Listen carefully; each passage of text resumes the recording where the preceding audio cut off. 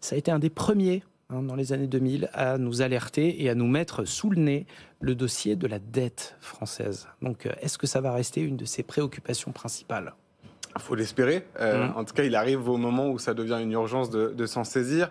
Juste pour reprendre l'introduction, je la trouvais intéressante. 4 premiers ministres en 12 mois, je ne l'avais pas trop entendu comme ça. Et ça me rappelle l'Italie il y a quelques années, ou peut-être pour les plus anciens, la 4e République. Mais en tout cas, ce n'est pas quelque chose de commun en France. La 5e République a été constituée pour de la stabilité. Et là, 4 premiers ministres en 12 mois, je pense que la stabilité, elle est peut-être un petit peu bousculée. Donc effectivement, il faudra compter peut-être sur sa volonté et peut-être aussi son expérience sur les questions budgétaires et fiscales pour espérer quelque chose de mieux. Je me souviens aussi de François Bayrou qui avait fait une apparition un peu choc sur un plateau de télévision. Il était venu avec le code du travail suisse, qui est épais comme ça, et le code du travail français, qui est épais comme ça. Donc on voit qu'il y a quand même quelqu'un qui a un historique à vouloir simplifier, un historique à vouloir aussi pacifier, créer des ponts entre les différents partis. C'est certainement ce qu'il faut dans une assemblée aussi fragmentée.